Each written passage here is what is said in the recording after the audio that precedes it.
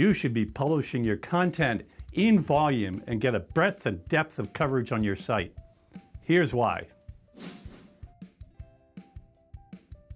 Eric, here at Proficient Digital, we've developed advanced content marketing strategies for major brands that drive brand awareness and consumer interest. But we also use that content to gain big SEO wins for those businesses. Now, a question I hear a lot about that is, does it matter how frequently a company publishes content, at least for SEO purposes? Well, sure, it can make a difference, but it's not the only factor. So what do you mean by that? Well, to answer that, let me tell you a tale of 4 sites, all in one single marketplace. The chart that you're looking at right now shows the number of content updates in a year for 4 companies in the same industry. So site 1 in this chart, even though the bar looks really, really tiny, is actually publishing 3 pieces of content a month. And site 2 is actually publishing 16 pieces of content a month, which most people would consider a lot. I certainly would. But site 3 published almost 100 articles a month, where site 4 was publishing 500 articles per month. Now, let's look at the next chart. This is a Searchmetrics search visibility chart over the past 2 years. And the green line is the brand that published 5 times more than the others, the biggest volume brand. And it started out at last place, in fact, really at site launch 2 years ago. And then by August 2018, had established itself as the dominant player in the market.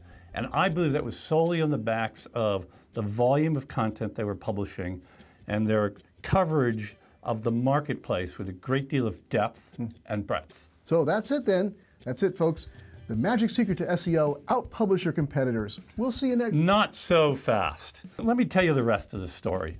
When you look at this chart, in September of 2018, the site that was publishing 500 articles a month suddenly sees a big drop in its SEO visibility. So it looks like that the September-October updates hit this site really hard. And like the rest of the updates that Google put out in 2018, there seemed to be this continual focus on content quality and how well you met user intent and these sorts of things. So they were cranking out a lot of content, but it wasn't necessarily all really that great. Exactly right.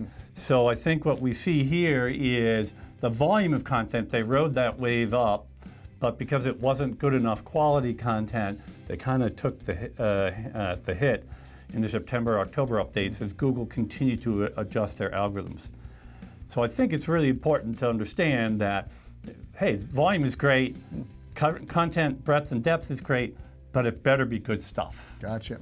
So what lesson can we take away from all this? Well, I think you have to have a lot of content on your site and really think about covering your market area in breadth and depth if your goal is to have a strong role in the SEO results for Google.